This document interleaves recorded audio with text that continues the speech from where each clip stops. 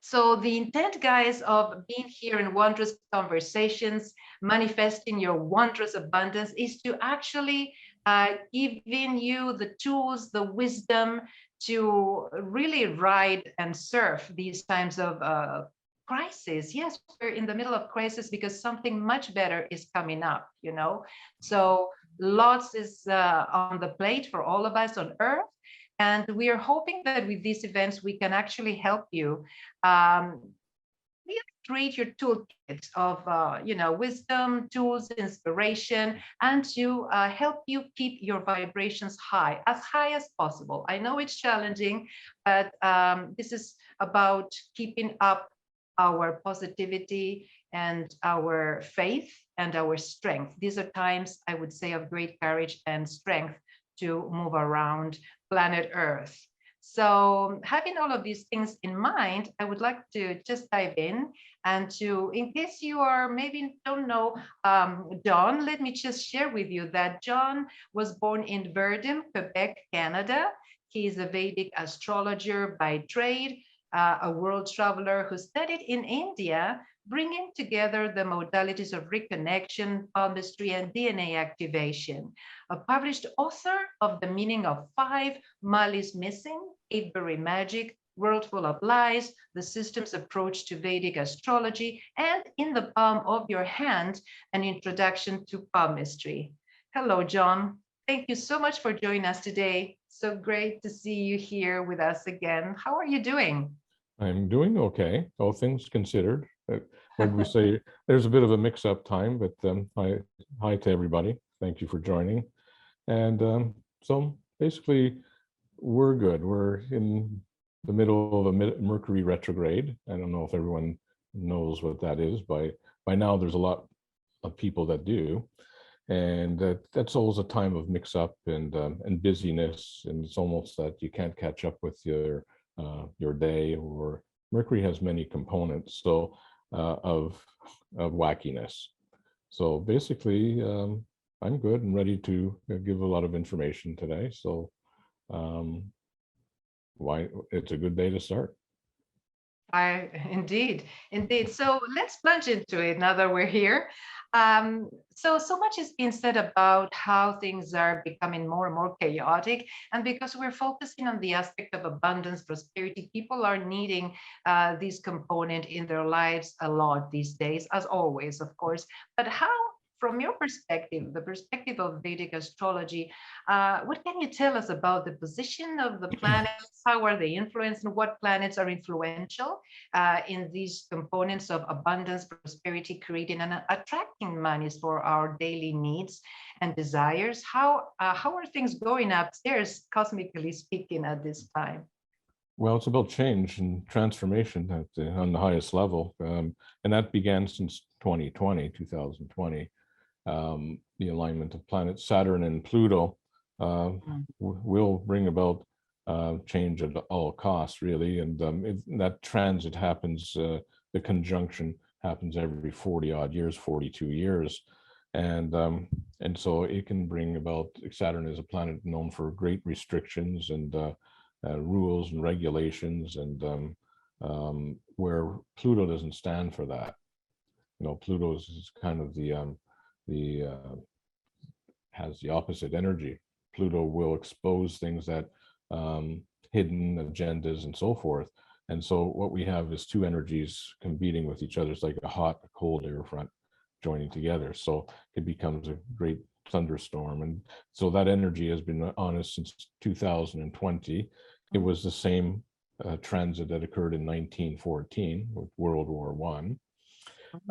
1947, which was the end of World War II and a new world order. And ultimately, the transit lasts for, in its energy field, about 1 year, but it's the aftermath effect that takes place. And the aftermath effect will last as long as it will take for it to change the energy field. So basically in 1914, the World War I raged on for 4 more years. The transit was completed by 1915. And so it goes with, a transformation is in the air at all costs. So that's something that all astrologers have been talking of since it came in 2020. Well, what is interesting, and we'll get into kind of a positive frame of all of that, but what we have to see here is that Pluto is the planet of destruction. That's the essence of it. It's the planet, though, that brings the destruction in order for the phoenix to rise from the ashes, so to speak. So therefore, the word transformation comes from it. So Pluto has now entered the sign of Aquarius in the Western chart. And so many people have been talking about that is the beginning of the age of Aquarius, not the dawning. And so in that regard, the future would say that we are not going down a dark tunnel into a dark hole. We are actually going to be climbing out of it, and that, because of if you look back over the hundreds and thousands of years, we have been in that dark tunnel. And so we're not going into a darker tunnel. So in that regard, News. yeah, but Pluto is going to be in the sign for 20 years. So it's slow moving, Does it mean that we're going to have distraction for 20 years from now? I think it's up to us to make that change. And I would believe no. I would believe that's not going to be the case. It's almost like two worlds that we can project of the future. And one is the one of, darkness and restriction and, one world order and all of that.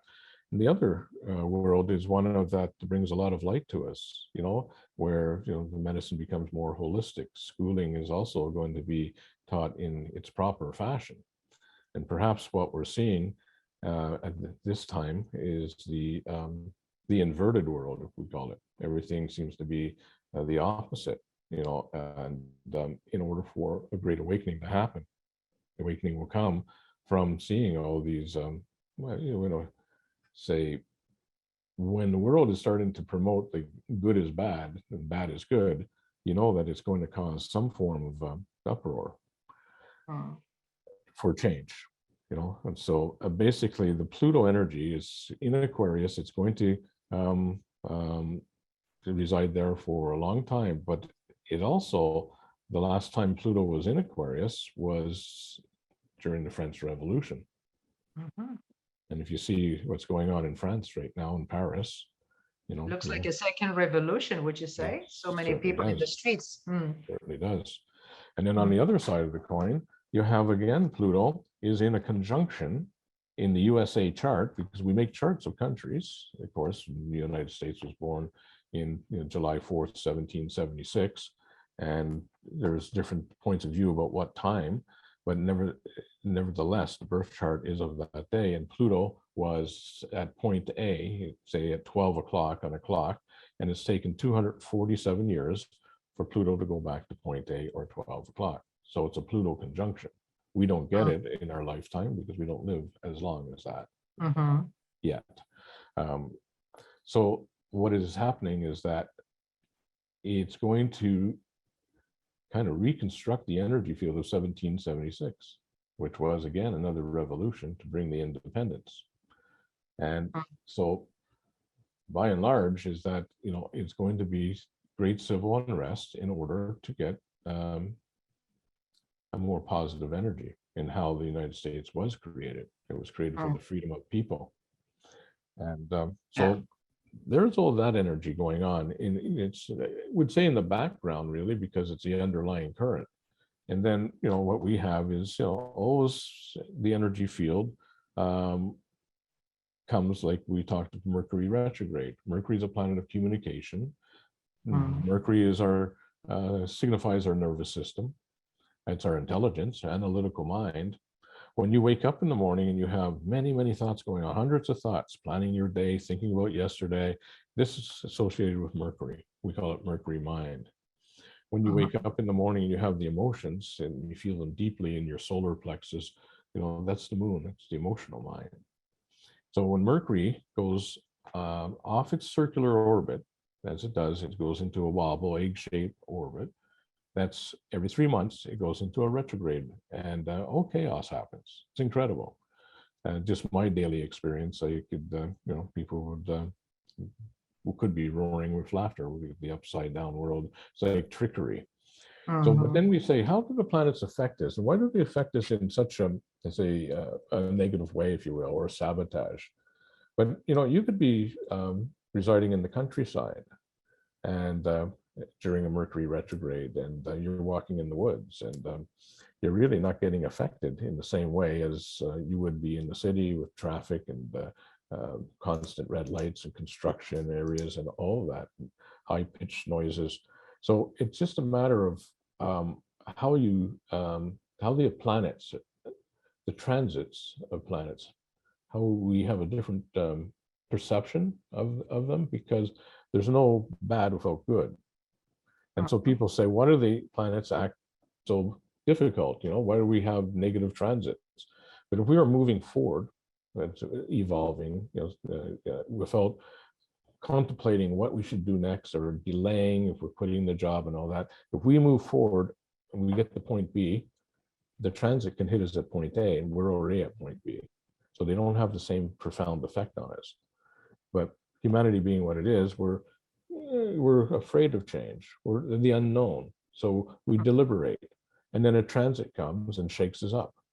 And so, it's two ways of seeing in a personal chart what is happening in a person's life. And so when we look at abundance and abundance of energy too, we look at positive planets, and in some regard, Venus and Jupiter and the Moon and Mercury are seen as beneficial planets. And Mars and Saturn can be, difficult planets. They can cause a lot of challenges and opposition and so forth. And Saturn and Mars, and we got Sun. Sun is the dynamism, magnetism. Sun is our light. But if you get too close to the sun, you will get burnt. And so if planets get too close to the sun, they will also become burnt. And so planets all have these significations. If you have Mercury planet, the world has Mercury very close to the sun, the world at large, because Mercury never escapes the sun. Mercury goes a degree away and then it goes back, retrogrades. So it goes back to the sun, and then goes behind the sun, and then it goes forward. So always it's close by the sun, and Mercury gets, when it's too close, it gets combust. And so, which means it gets burnt, which means people's nervous systems can get fried. And it could be erratic nervous system. It can be busy energy, a busy talker. It can be doing too many things at the same time. And so I can see in people's charts, when their mercurial energy is very strong, and I'll know when I'm sitting with them that they may be wanting to talk a lot more than other people. You can just, there's different significations. But when the planets of abundance and what we have, to look at, many people have, well, we'll say some people have an easy way of bringing money into their life and success. And then there's other people that have kind of a good news, bad news scenario. It's just starting to happen, and if something gets tripped up, and then they lose some, or they invest some, or money expenses are more, and then they start to bring in more. And then there's other people just seems to have hard luck. So it's all based on, we look at which planets are connected to money. And it's not just planets per se, like Sun is magnetic and can bring in one's fortune in life as well. As Jupiter is a benefic planet. But sometimes these planets can be detrimental to bringing in the money as well, sometimes. So it's not just that Venus is a planet that signifies love, and it means that if Venus is well placed in your chart, it's going to always bring that love relationship or material. It can make you too materialistic and you spend too much more money, or you can have many affairs, not just one relationship. It can be bouncing from one to the other. So everybody has the planets giving a different expression in their charts. And so what we look at is, what that expression is, what that a blockage. Who's giving that blockage? Which planet? Why? We can determine that from looking at these periods that you have in Vedic astrology. We go through planet periods. It's based on the time of your birth within 2 hours, and a planet periods starts to run many a year. And it's my job, our astrologer's job, to determine if that planet is how strong that planet is or not, because it's going to amplify its energy into that person's chart.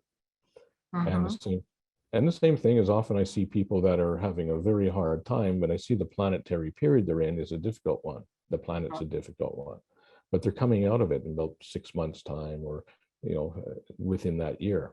And so we can tell them that it's going to change. And often people said, I never believed that, but it happened. I have a question which is a little challenging and maybe not very comfortable to astrologers, but my question is, are we all humans really subject to the influence of stars and the planets? Is it possible for us humans to be independently functioning or functional regardless of the position and the influence of the stars? Are we so weak that we cannot just have our own ways without these little guys upstairs, guiding our lives, or no, it's supposed to be the other way around. Our destinies? What do you think? What do you have to say about that, John? Yeah, the planets aren't meant to rule us that way. We're meant to be in charge of the planets. And so we use that makes more sense to me. Yeah. I mean, when a transit has happened, say a transit of Saturn is in an opposition to the moon.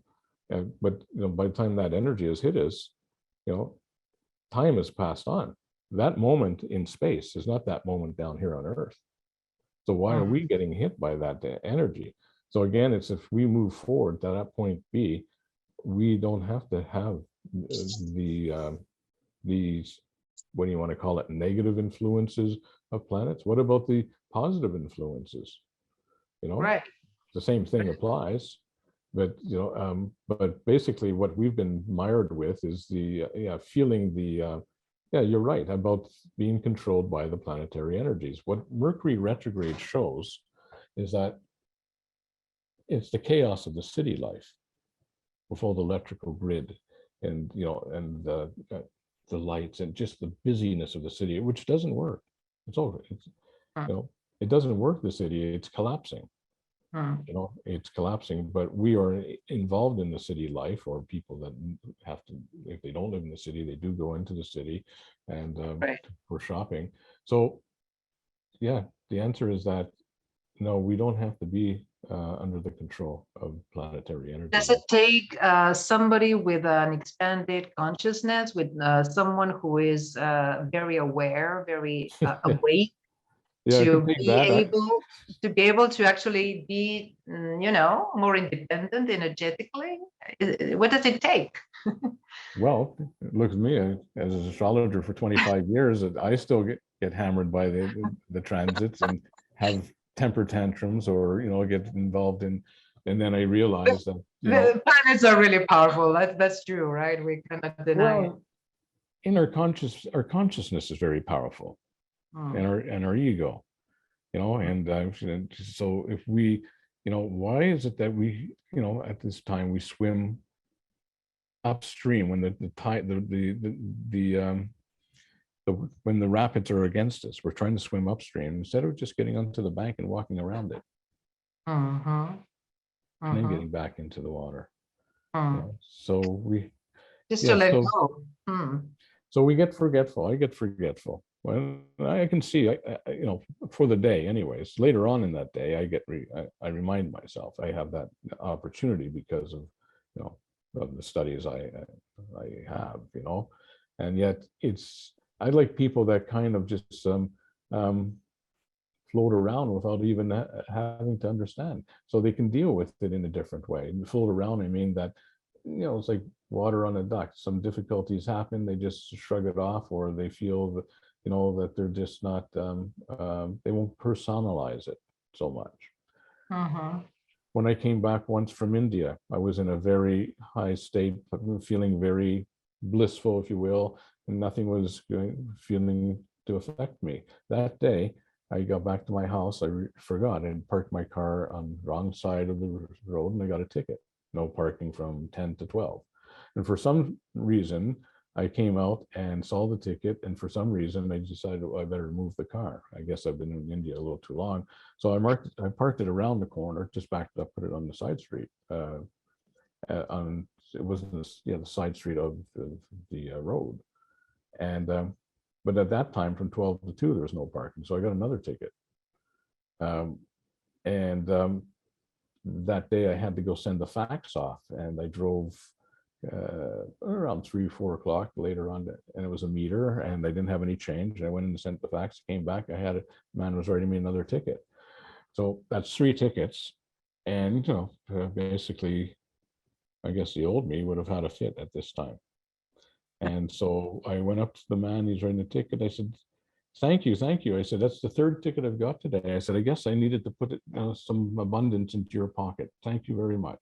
And he backed off like I was attacking him. He was like, so basically, it's how we get affected by all the events that take place around us.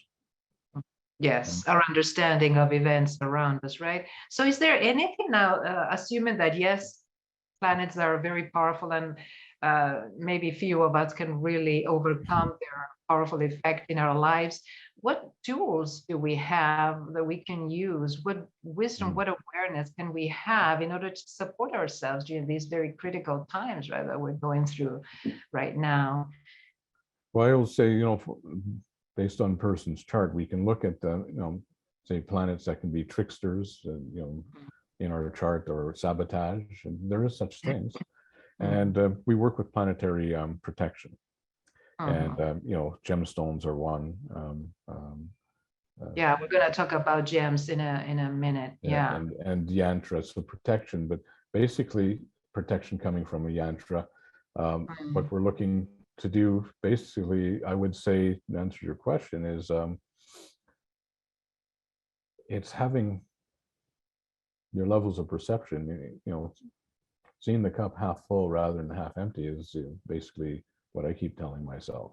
And in the times that we've been in the last 3 years, yes, there's planetary energy that are causing a great worldly effect upon us, and we are involved in what has been a great restriction upon our world, upon our friends, with our family. So I guess by and large, we have to be, I think, grateful that we have a vision, and we have insights to say, knowing what we know inside ourselves. It's like a higher truth, or our own truth, and staying with that. So we're having a wake up call, and waking. I was joking with a friend of mine, saying that song. It wasn't called "Waking Up Is Hard to Do," and it was actually "Breaking Up Is Hard to Do." That was a song, I think, in the early '80s. But it is, waking up is hard to do, because it was the old saying, "Ignorance is bliss," right? And so, what is the other end of it? So, what do we do? Basically, we know by and large, or I know, like, when planetary energies are going to be quite strong. Right now, we have some positive things going on, even though we've had eclipses. One eclipse, one more coming up. Where the planets are placed, they're placed in favorable signs. None besides Mercury are retrograde in that wobble, and this has a bright light for us, at least individually, to move forward in the months ahead during the summer. And so that's what I've noted today. There's 4 planets in quite favorable, say, signs, which gives us more of a favorable vibration or frequency. And the storm hits more in our world, I would think, in October, November, perhaps late September, when they go off their normal orbit. They go retrograde. Many planets do that, and that will cause, once again, challenges globally. Financially, there's going to be financial concerns about a crash. Yeah, I heard that a lot. I've been Mhm. hearing everywhere.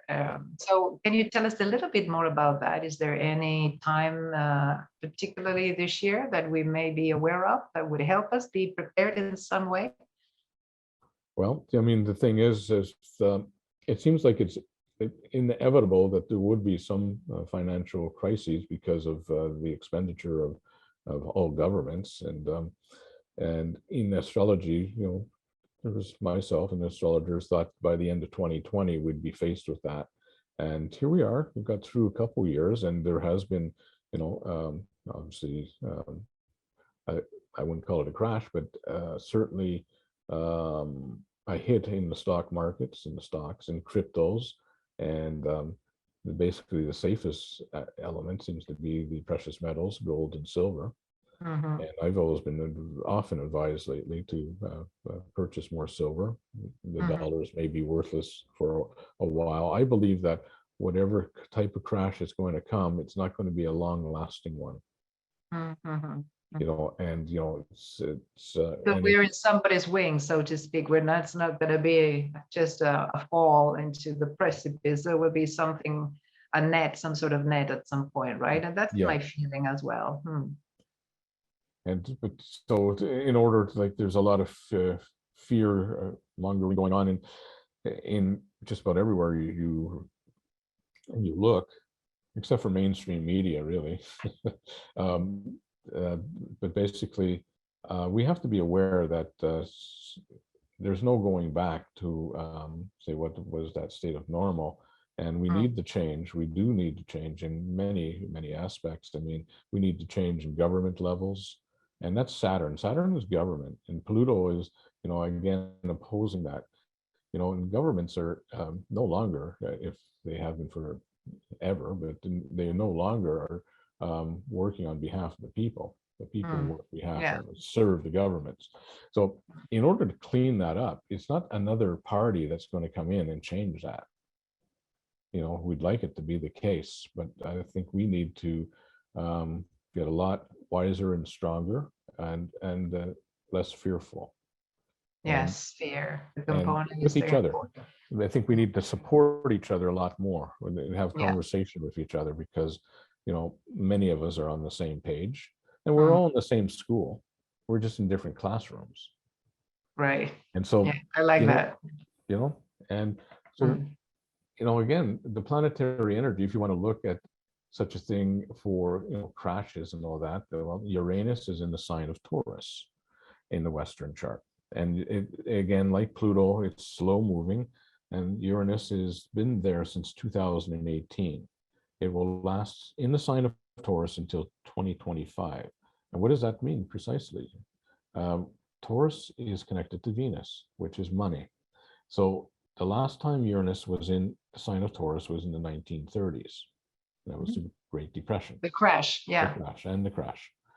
So 218, Hmm. we're going 5 years in, and we're kind of Hmm. holding our own here in a sense. Yeah. And so the next 2 years will tell the tale. And Hmm. so, again, that's kind of like we're looking at, um, well, what are we all looking for? We're looking for, I guess, what we are in is a war. We're looking at the end of this, uh, this type of war or battlefield, and I think we have to carry on for 2 more years. Hmm. That would Yeah. be 2025, say, and from then Yeah. we can expect some relief in some areas of our Yes. lives. Great. Good to know. So speaking of gems, you talked about, or you mentioned gems. Are there specific gems that can help us raise our vibrations and feel more, positive and help us go through these times? The gems that we can wear, gems that we can maybe place specific spots, places in our homes. Yeah. I mean, gemstones are connected to various gemstones to various planets. In a person's chart, we can see sometimes Jupiter is weak. We look in the hand in palmistry too. We see, the planet in the hand, and say Jupiter, the index finger, and Jupiter Mm. in the chart. And Jupiter is, primarily one's abundance, but it has many, many other significations. And Jupiter is about moving forward. Jupiter is about confidence. And Jupiter in a female chart is actually connects to a male partner. Jupiter generally is children. So by wearing a yellow citrine, a stone for Jupiter, can only help protect that planet's energy. And I've seen it in many a time, trying to make a long story short, when I started to really believe in the work or the power of gemstones was the early days I was studying palmistry before astrology, but I had an import business coming out of India, and it was new at the job, and I had landed my goods in Montreal, and customs had seized them. And so I had found the broker, and the broker said, well, there's some red tape here that you didn't do. We'll solve it. We'll work through it. And I had jewelry, and there was a bit of money I invested, and then clothing. But at a week went by, and they said, well, there's a little glitch here, and don't worry, we'll get through this. So you have to, we'll get you the right documents. You have to sign them. As it came down, 10 days in, 2 weeks in, I was going to lose this, and it was my total amount of money that I had. And so I went back to the palmist, the teacher, Indian teacher, and he prescribed a cat's eye for me, which was a crystal beryl. And he said, it wards off authority figures. And I said, really? I said, I want one immediately. He said, I'll have it ready for you tomorrow. So I got it, put it on. And I had a call that day from the brokerage saying that they can't help me. They apologized. They said, your best bet is to call this person in charge of textiles. And sometimes he can be easy with you, and sometimes only. So the next day I picked up the gemstone, and I came back and I called him. And we had a 2-minute conversation, and he said he would release my products, and he would give me a letter of warning. The next morning I had a call from Precious Metals Division, and they said, rather than seizing my product, the silver, they are going to fine me, but they'll release it. So within 12 hours, I had solved the problem. And it wasn't me that solved it per se, it was the energy field change. I said, wearing that gemstone, how did that happen?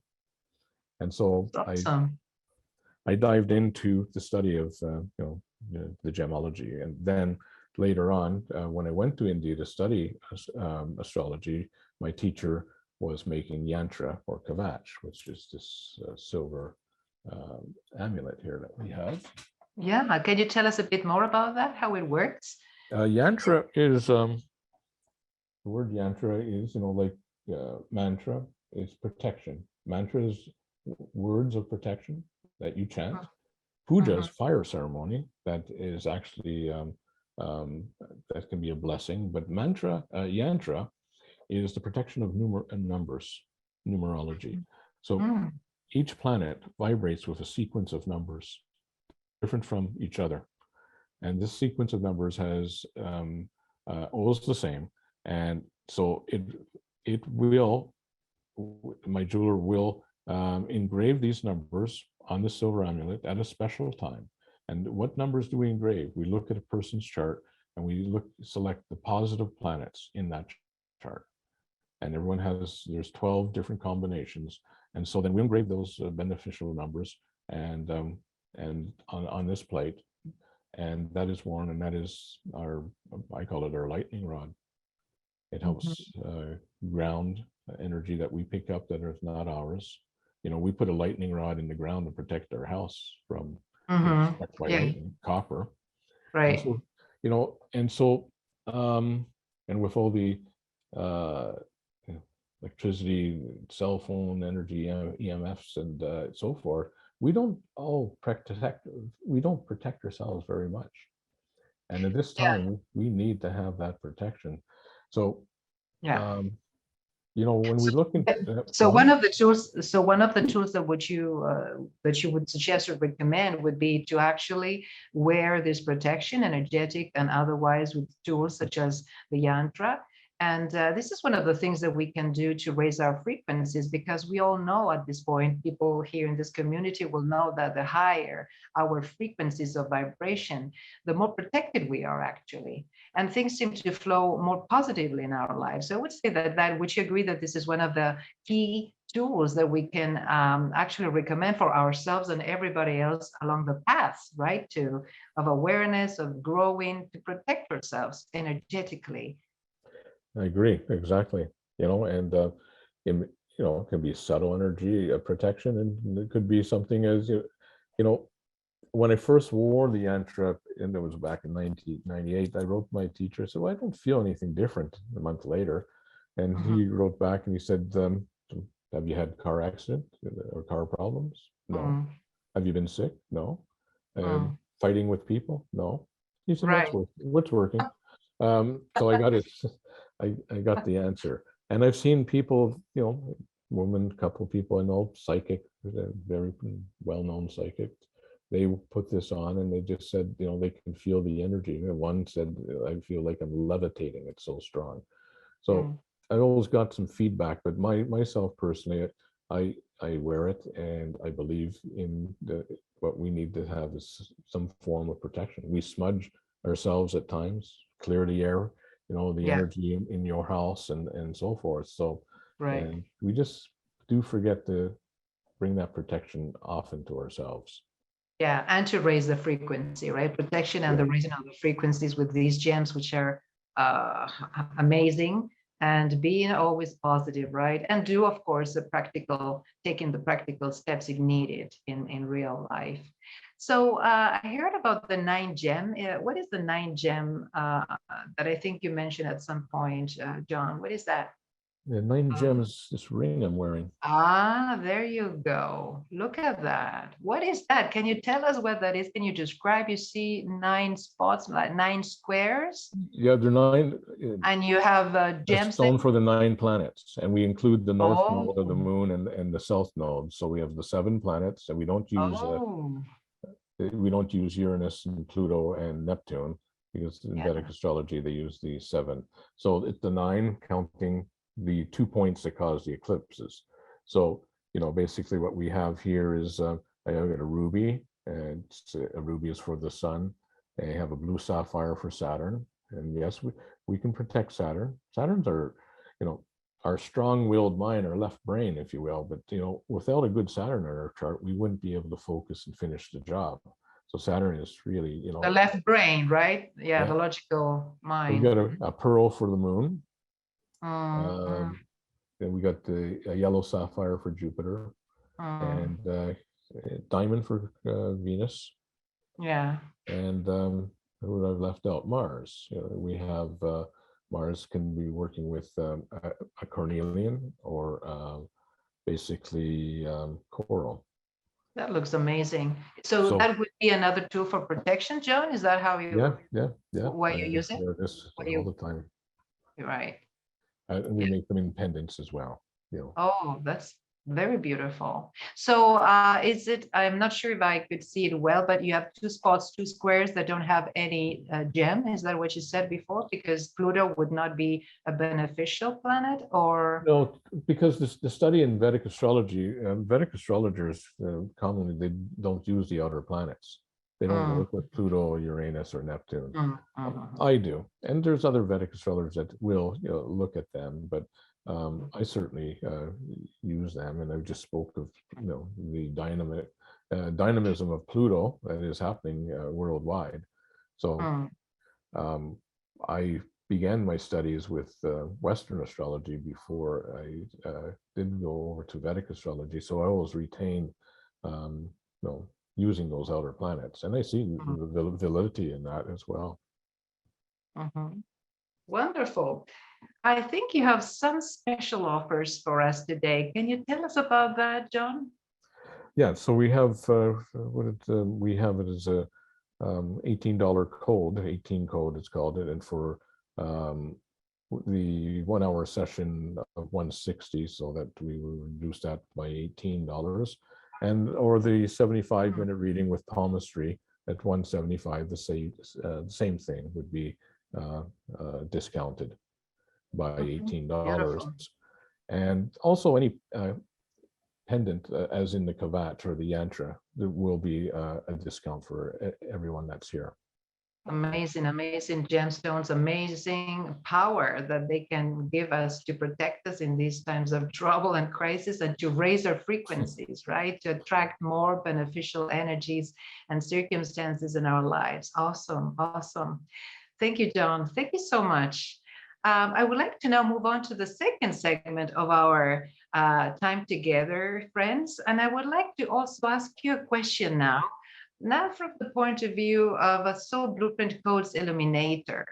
Because did you know that your birth name reveals everything about you? Yes, it reveals everything. When you are born into a physical body, you are really encoded with specific energies and numbers called codes. And your name, of course, also carries codes. Now, the birth name, particularly when you are about to be born, your soul actually is the one that chooses that particular name. Why? Because that name, all is energy, sound, and vibration, and your name indeed also resonates with a specific ratio of vibration and frequency, will determine the kind of circumstances and life experiences that you will have. So we can say in numerology, and this is Hebrew numerology, gematria, your name, the sound vibration of your name, by repeating it over time, it will literally create your reality. Did you know that? So yes, your name has a specific meaning, a specific frequency of vibration, as per the life lessons that your soul was, wanting for you to experience in incarnate form. So you can actually know what codes are in your birth name by using this system. When you enter your name in your system, numbers come out. Those numbers are associated with 22 codes, which are at the same time related to the Hebrew letters, which is a sacred language, very ancient language of creation. And so these codes represent themes. So when we see in your numerology chart, the Soul Blueprint Codes Illumination System chart, when we see the numbers that come out as per the letters in your name, we can tell the themes that you're here to actually explore and to develop. Sometimes they are in challenge positions, meaning that you have to learn lots about it and to revert the type from other incarnations. And sometimes they come as benefactors, like in the positive expression when they appear as talents in your six-pointed star. So depending on whether those themes appear in your chart, you will see if these themes are easy for you or not. Of course, we cannot hold all 22 codes in our names, but the names and codes, the names that they appear with their numbers will tell you, what themes you're here to learn. So for example, if your chart presents, say, code number 9, well, this is an energy of great power and strength, amongst other things. If your name in the chart comes out with creation code or sacred code, as I call it, number 7, then you will be someone who is very good at facilitating groups, at working as a networker, being someone who can lead groups for a certain task, and that you're open, genuinely open to lead the way. Now, we're here to talk about abundance and prosperity. So what is the code that will show and express the theme of abundance and prosperity? Well, that is code number 4. So if you have code number 4 in your chart, that means that you are someone that, whether depending on where it appears, if it appears in the negative position, there's nothing negative, but something to work on more strongly, we would say, then you will have maybe some difficulties with the ebb and flow of your abundance and prosperity. If the 4s appears, if you have the 4, you may not have them at all, which is another story.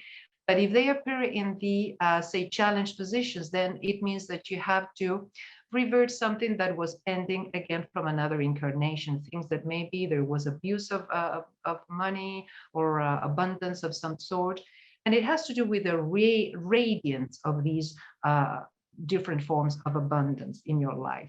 Now, as we said, if the number 4 code is not there at all, then it means that maybe your soul was not really interested in your abundance and prosperity. Not that it's not important, but it's just because it was not something to explore as per that soul decision before birth. So you may say, well, but we need the money, right? We need whatever it takes to have a life, a human life, and we need the money and all of the resources. Yes, indeed, we do. So if that's the case, if your chart should not present the number 4 code, of course, there's something that we can do, because nothing is written in stone after all. Yes, you can do something. You can tweak your name. You can enter it into the system, and then you can see this number code, code number 4, does appear by making those changes. You can change your name altogether. You can make a small change. If you still like your name and you feel comfortable with your name, you can just make a little tweak and see if the number 4 code comes out there. Once you have done that, and this is the process of name optimization, many people have reported wonders by doing this process, by going through this process. Again, remember that this is the sound vibration of your name, and all of the sounds vibration of names are attached and linked to themes, okay? Different frequencies of vibrations and different themes. So when these people have changed to the names that express the codes that they're looking for, it may be other codes. Maybe this person is looking for more creativity. That would be code number 6. Or maybe someone who wants to be an entrepreneur, that would be code number 11. Remember, we have 22 codes. So these people are looking for specific codes in their charts. And when they tweak their names and they come out with that code in the beneficial positions of talent, things begin to change in their lives over time. As you use your new name, your brand new name, people calling you, ask people to call you by that new name. You use it in your communication, in writing, in speaking, all the time, and you will begin to feel different. It needs to be a name that you feel comfortable, that you like the sound of, and that you like other people calling you by it. So it's possible, we can change that, and you will create a new reality. So you would be moving from a reality where that theme, let us say abundance, prosperity, is not there, simply not there, because your soul was thinking about something else. And now in a human form, you want to make it happen, that code to be there. So you change from a reality where that is simply not there to a reality where you're attracting that theme that you're looking for. Name optimization is the process. So we just wanted to share these tools that are also available for all of us, if this is your situation. So yes, this is something I wanted to talk to you about. This is called then the Soul Blueprint Codes Illumination System, and it's based on your name. The name is entered, the codes come out. We check to see what codes are there, what themes are present in your experiences, and if there's something, some aspect that you're not happy about, that you would like to tweak, to change, and to improve, then things can be done through the name optimization process. So yeah, this is my part here. Wanted for you to know about these things that are out there as tools for us to use. And I'm hoping that you can make a decision and probably use them as far as you consider them really appropriate for you. And so, yes, I think we are ready now, John, for our third part in today's meeting and opening up for questions. What do you say? Are we ready? I can't hear you. Can you hear me? Yes. Okay, perfect. So, hello. And we're just opening up. There we go. Okay. I couldn't unmute myself. Okay. So yeah, let me see. So we have hands now. This is time for you to raise your hands. Let's see who's now ready to raise their hands. Please unmute yourselves. And I will ask you, friends, to think of questions that are of a general nature, so that we can all benefit from the answers. You can ask John, or you can ask me, whomever you really would like to. just keeping them open and more general for everybody. So, okay, so is there any questions? Anybody ready? And don't be shy. You can ask Yeah, away. I'll start yeah. off by saying one thing I forgot to mention was we also look at point of fortune in a chart. And what is the point of Oh, fortune? That's the distance between, it's through calculations, it's not so complex, but the distance between the sun and the moon. And then we find that distance and we put it into the chart, and we find a degree point. So for instance, in my degree point is that point of fortune, 2 degrees, 47 minutes, almost 3 degrees. Whenever that comes into effect every day, it does come into effect for about 5 or 10 minutes. And that is a fortunate point of fortune, is point of fortune when you can buy a lottery ticket. Often enough, people have not won the great lottery, but they've won $5, $50, $200, or that time to make some form of investment. It's a fortunate time, fortunate period in your chart that happens only a matter of minutes each day, and it changes. So for instance, my point of fortune during the winter months, if I wanted to go and buy that lottery ticket, was at 2 in the morning. wow. So obviously that wasn't working too well. Or if you're feeling lucky and you want to bet on a horse, or if you want to, Well, if you have a hunch, right? This is why today's or my if day. you're at We a, like to.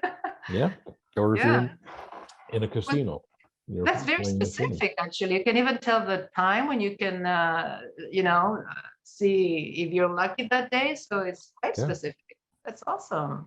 and proof is in the pudding. I mean, you work it and you see that more times you've had fortune of that in those 5 minutes. But what type of fortune is, there was one fellow kept buying and winning on scratch cards, and, the people, if you're not prone to gambling or anything, it's just a matter of, it is a fortunate time that you could, and it is about money. If you want to bring in some money at that time, you look at your point of fortune. And so there are other aspects that you can play with. And when you see some results, it's kind of fascinating. I mean, everyone wants the big hit, but I mean, there were some people that were studying Vedic astrology and put it into practice where they were constantly buying at that time just one lottery ticket, and they had success. Wow. Have you ever tried it yourself? Does it work with astrologers themselves? Yes, many astrologers, like in India, will work it with horse racing, Oh, I see. That's interesting. and have they often will at that particular time, because it's so quick, is only a short moment. But there are other aspects that you can work with. Sporting games, you can work on sporting games. Who's the first house is the favorite or the home team, and the 7th house is the opposition.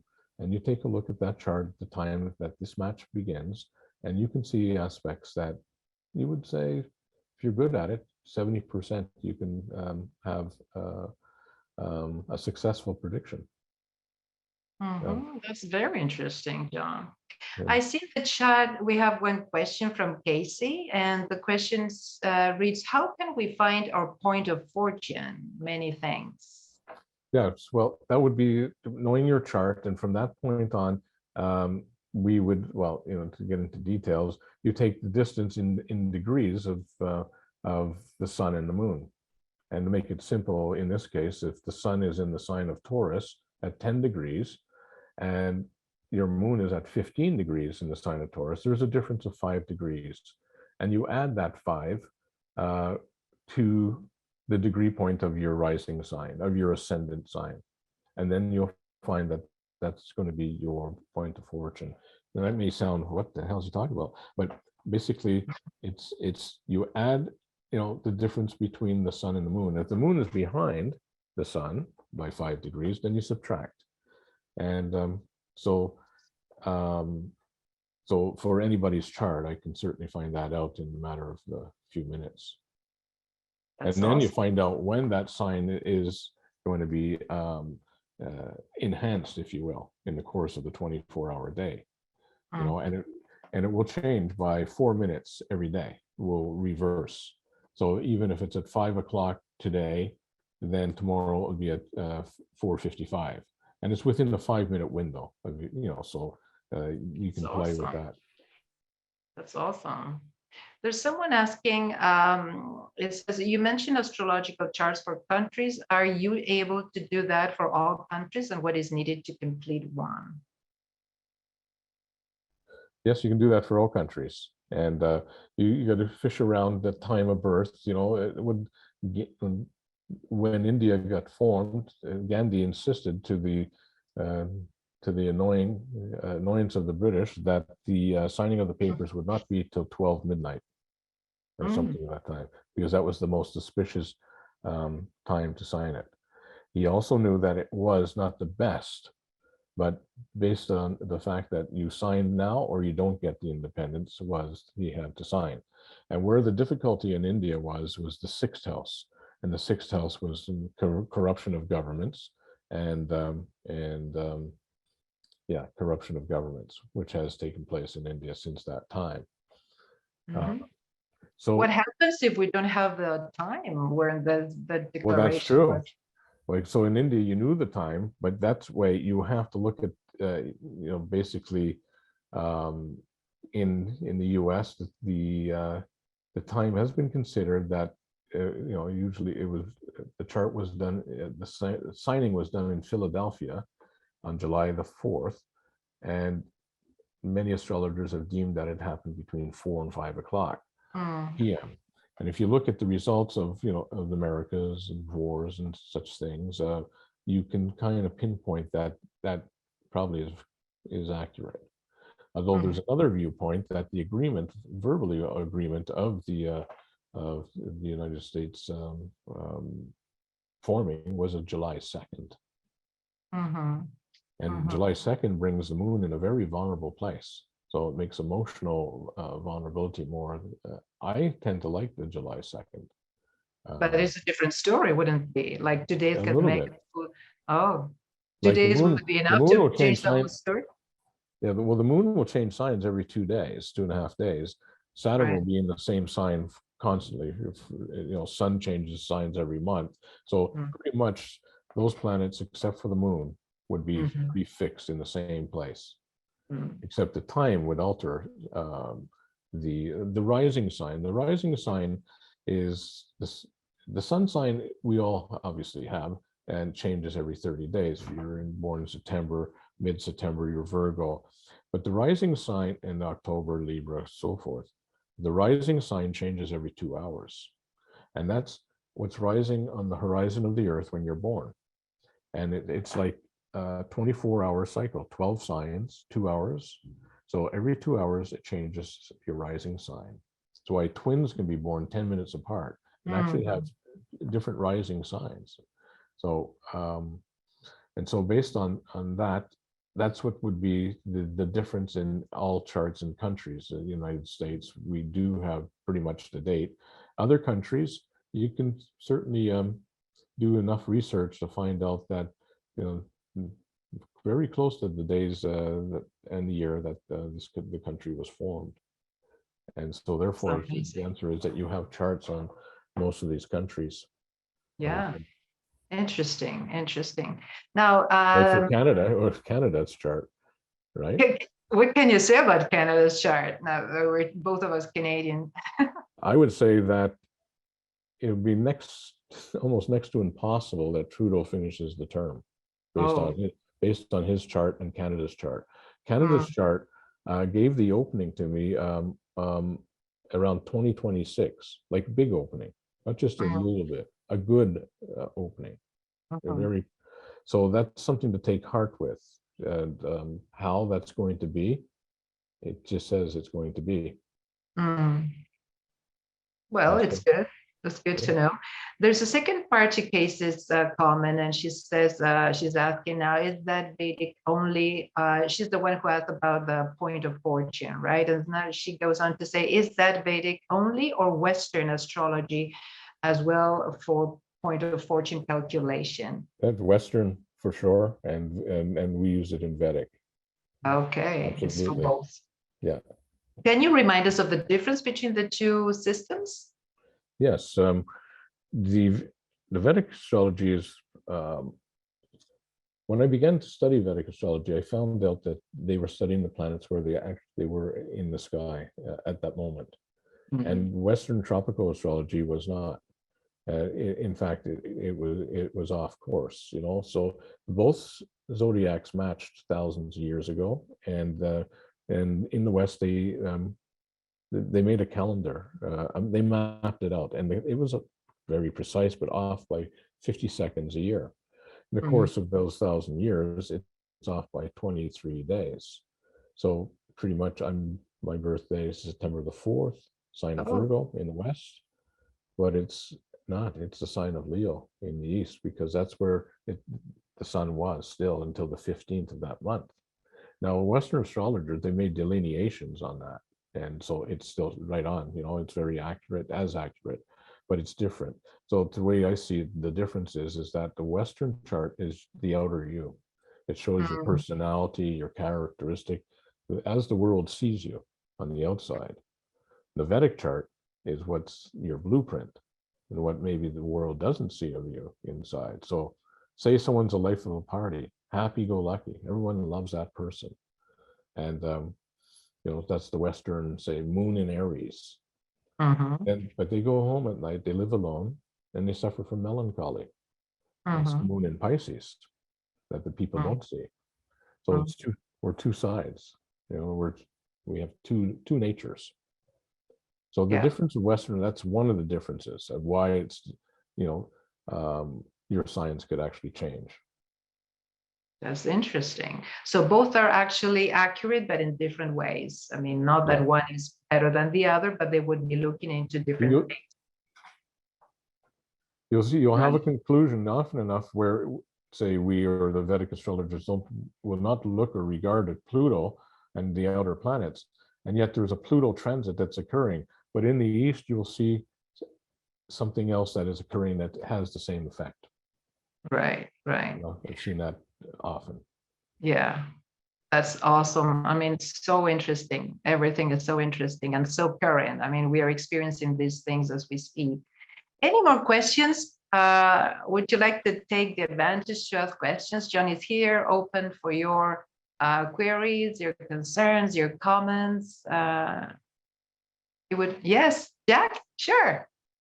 Can you unmute yourself here? Unmute yourself, Jack, from your mic. Okay.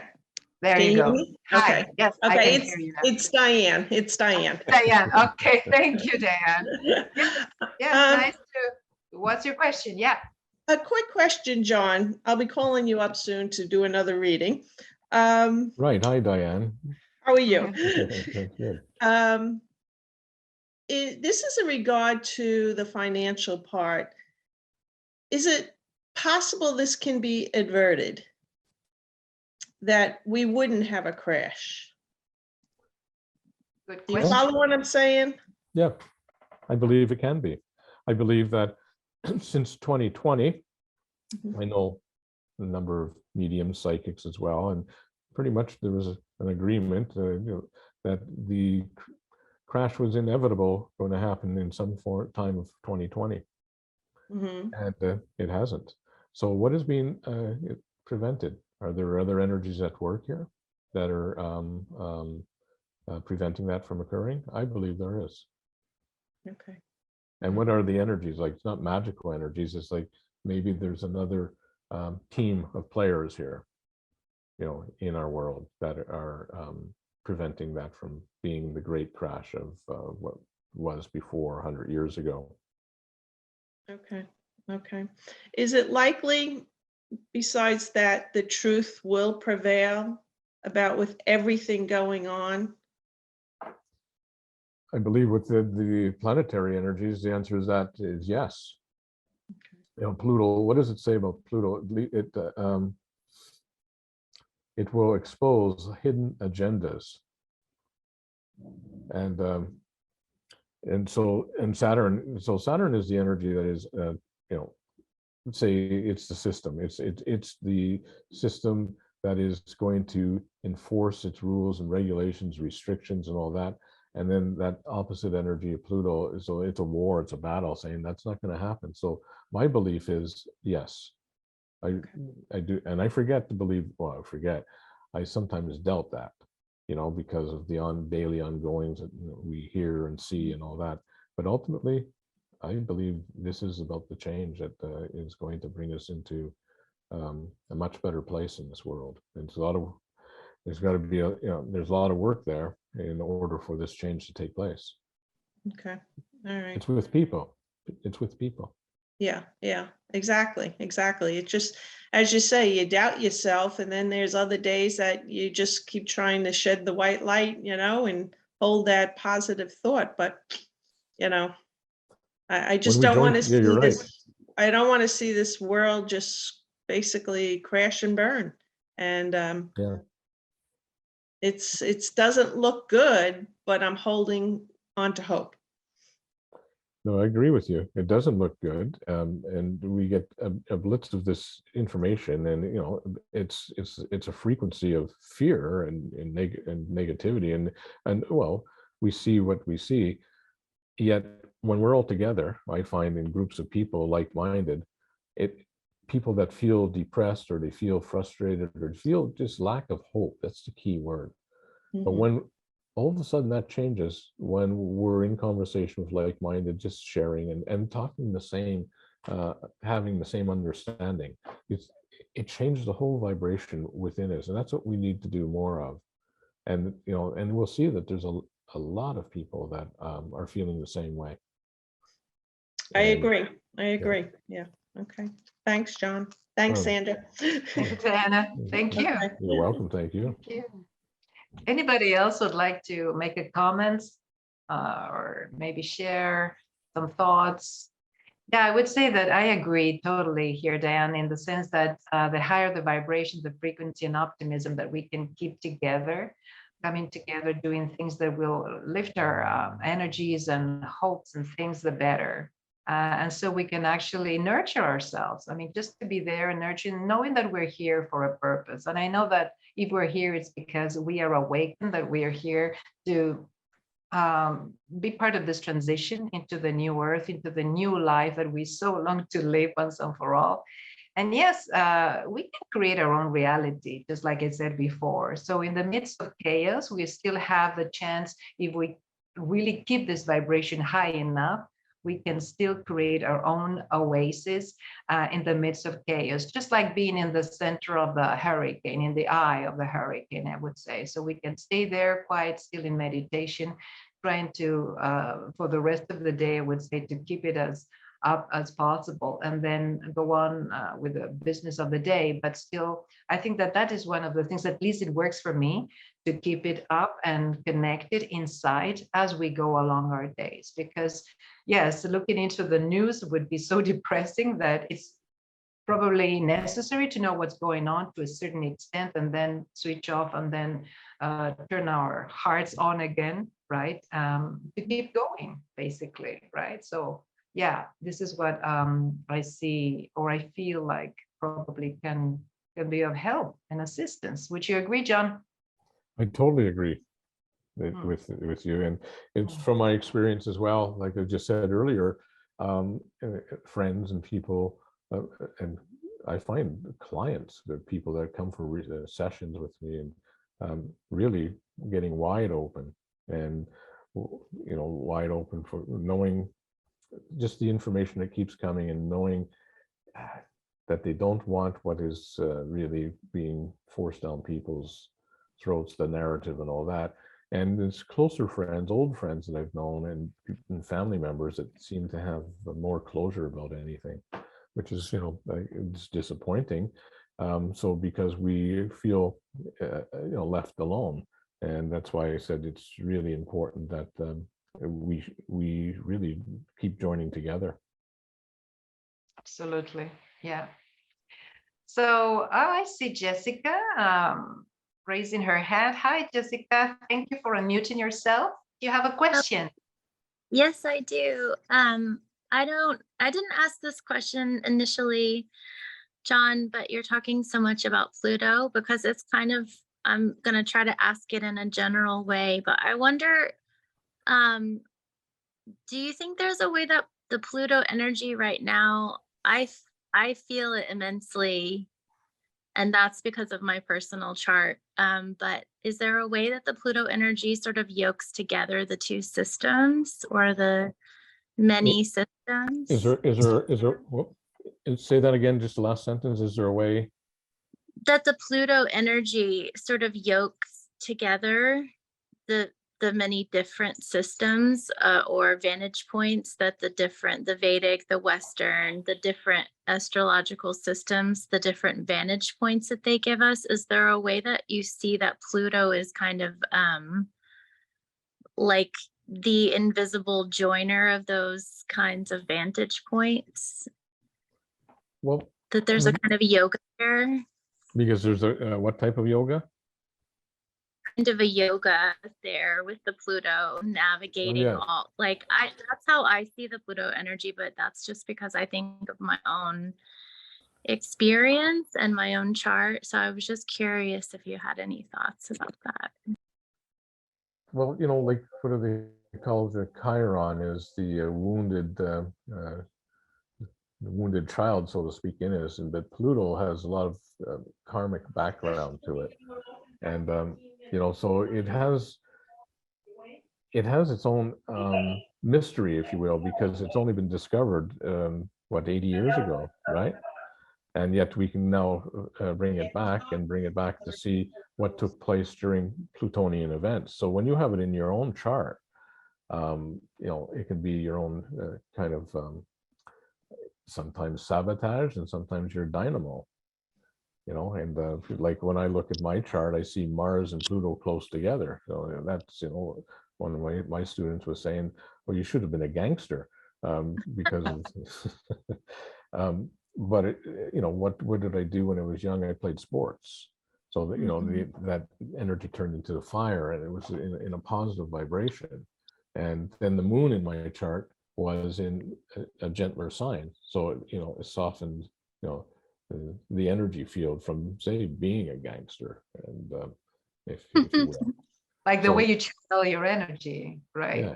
So it all depends where Pluto is in your chart, but what you're essentially saying is that you feel that Pluto has such an enforcement of power with you or with us, and it does.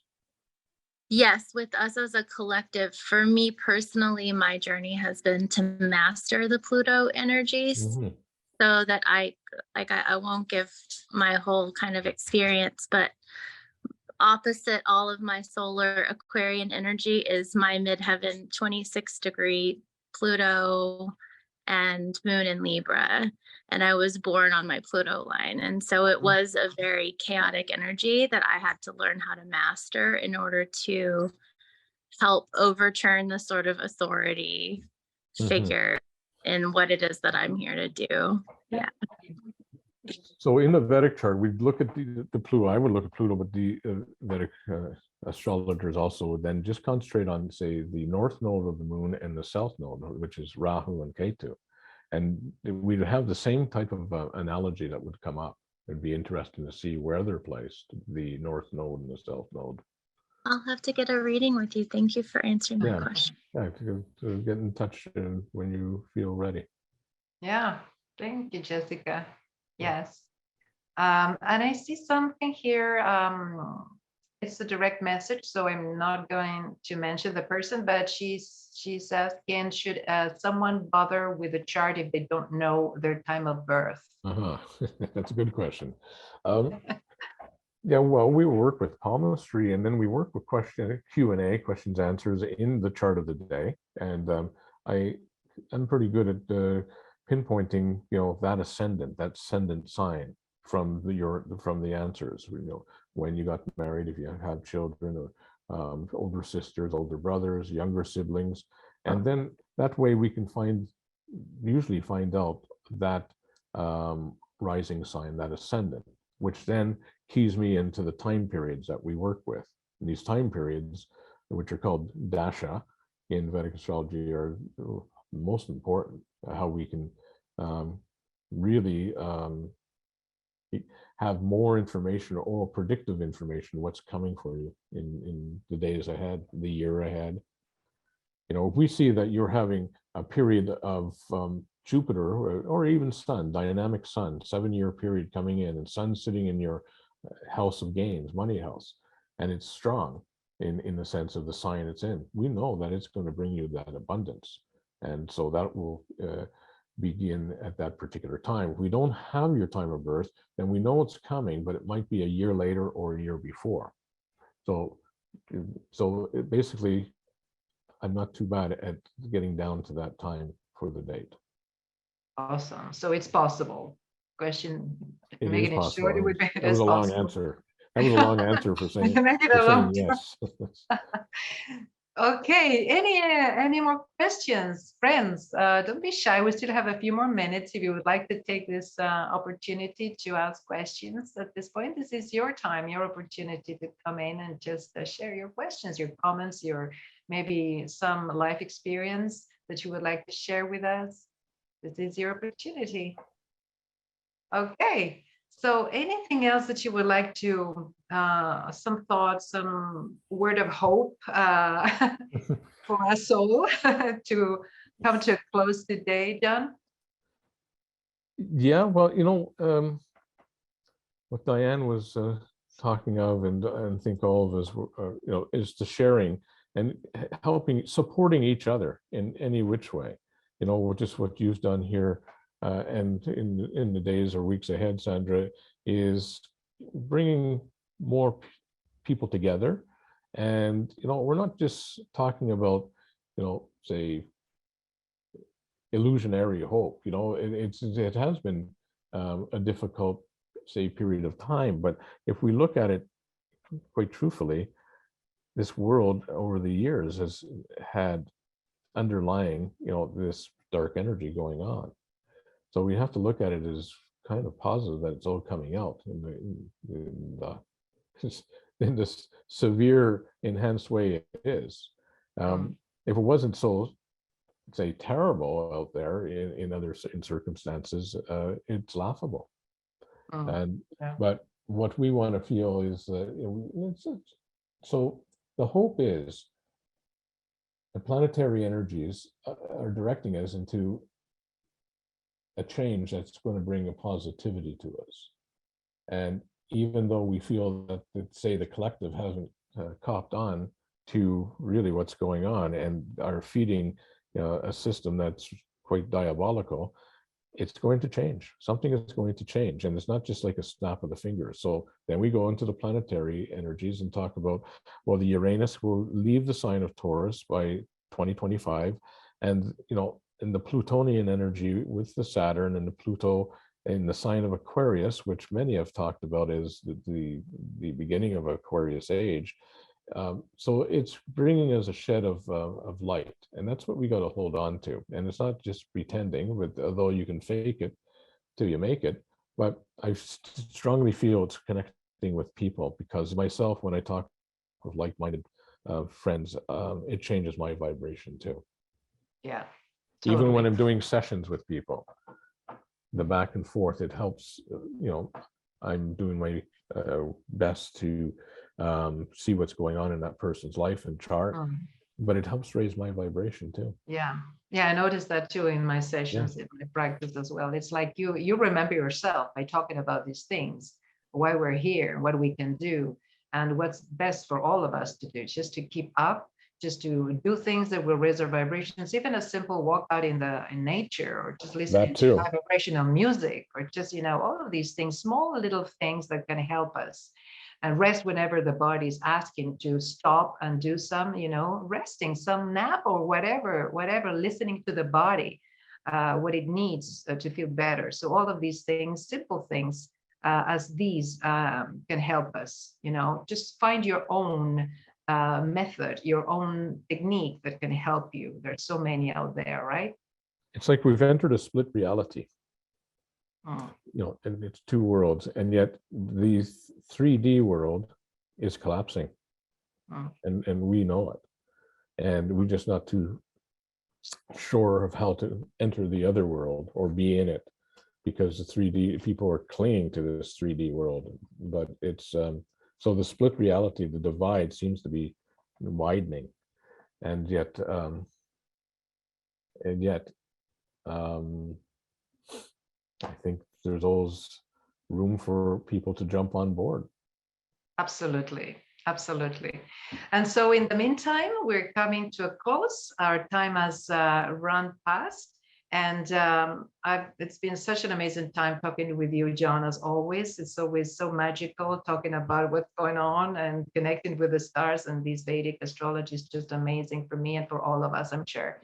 So for now, we're closing in, and I'm asking all of you and inviting you all to just stay tuned for Manifesting Your Wondrous Abundance Part 3. There will be another perspective coming up soon, talking about these amazing things, and all under the umbrella of the intention to support you on new ways, new techniques, or just tools and wisdom to keep you in this vibration of abundance, prosperity, and peace, which leads us, of course, to freedom. I think that most of us are looking into the freedom and joy components of our lives, right?